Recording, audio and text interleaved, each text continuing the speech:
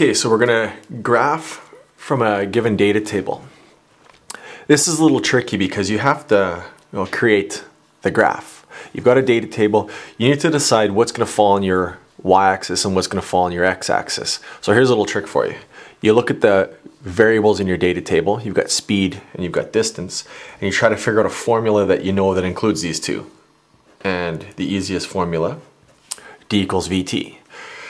Now what you do is you think back to math and you go, well, in math, my equation was always y equals mx plus b, which is just y equals x. So your d is going to map to y, and your x is going to map to, well, in this case, it's v or t, and here it's v.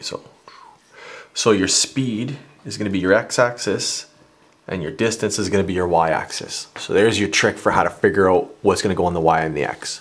I'm going to move that up so that I can have lots of space. Next thing you're going to want to do, create yourself a nice big graph so that we can draw this all on here.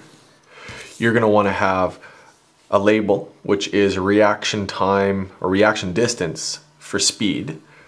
So reaction distance versus speed.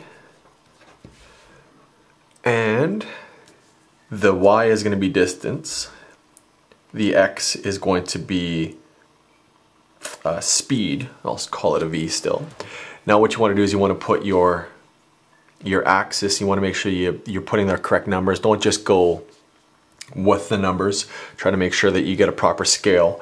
So for my distance axis, it starts and ends at 22, so I'm going to start at 0. I think I'm going to go by 2s. 2, 4, 6, 8, 10, 12, 14, 16, 18, 20, 22. A little high up there, but that's okay. Speed ends at 29, so I'm going to try to go up by 2s again. 2, 4, 6, 8, 10, 12, 14, 16, 18, 20, 22, 24, 26, 28, 30. And then I got to fill those in. 2, 4, 6, 8, 10, 12, 14, 16, 18, 20, 22, 24, 26, 28, 30, 2, 4, 6, 8, 10, 12, 14, 16, 18, 20, 22, and 0 and 0. And then you look at this and you go, is there going to be any reaction distance for a speed of 0? Like if you're not moving, how far are you going to go before you hit the brakes? Well, you're going to go 0. So 0, 0 is definitely part of this graph. Would like us to sketch a graph of d versus v. We've got the label, we've got our scales for our axes, and now we just have to label the points. So let's see here, when my speed is 11, there, my distance traveled is 8, which is there. Make yourself a nice big dot. When my speed is 16, my distance is 12, so 16 and 12 goes about there. When my speed's 20, I'll go 15, there, 25 to 18, looks like about there. Nice straight line coming out here, so I know I'm going to be over here somewhere. 22, 29, there. And you know that 0, 0 has got to be included because what we just talked about. You're not going to go anywhere if you're not moving. Now you want to draw a line of S-fit. You remember how to draw a line of S-fit. Try to get a line that goes through most of the points. Try to keep some above and below if you can. There. You've just sketched your graph of d versus v. Now what we want to do is determine the equation relating d and v. Well, that's a little more tricky. What we need to do first of all is find the slope. y2 minus y1, x2 minus x1, and that's your slopes. Which points are we going to use? I would definitely not try to use your points that you draw in here because who knows if this is actually accurate. Go back up to here. You're going y's minus x's, so you're going to go this one and that one and this one and that one.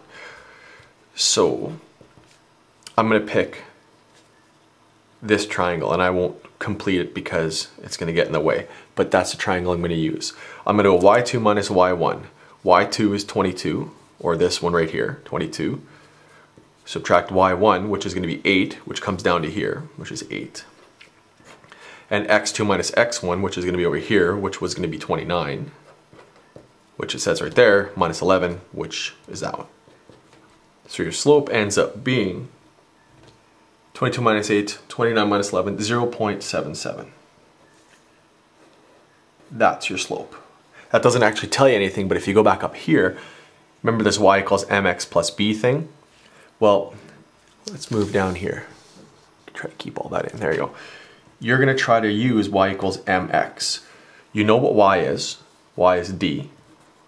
You know what m is. It's 0.77. And you know what x is. X is velocity. So d equals 0.77. V is the equation that relates all this data. It's linear, which is nice. And if you're wondering where this plus b is, well, it goes through 0, 0, so your b is 0. So you don't even need to put it in there. Now, if it did come up, you know, if the line looks something like that, well, then you would go, this is plus 6, right? You put a little plus 6 here, but you don't need it. That is the equation relating your values. Now, had you screwed this up and had you put a v here and had you put your d here, you'd have done everything exactly the same. Your line would have been linear. Your slope would have been something different. In fact, your slope would have just ended up being 1 over 0.77, whatever that value is. I don't really care. And then what your formula would have been v equals your slope d. So v equals d. So you would have got the same stuff. It just wouldn't have been in the right form. I like to go with that way I showed you up here. Pick an equation you know, put y equals mx plus b beside it, and try to decide who's what, and then follow through. So there you go, graphing data from data tables.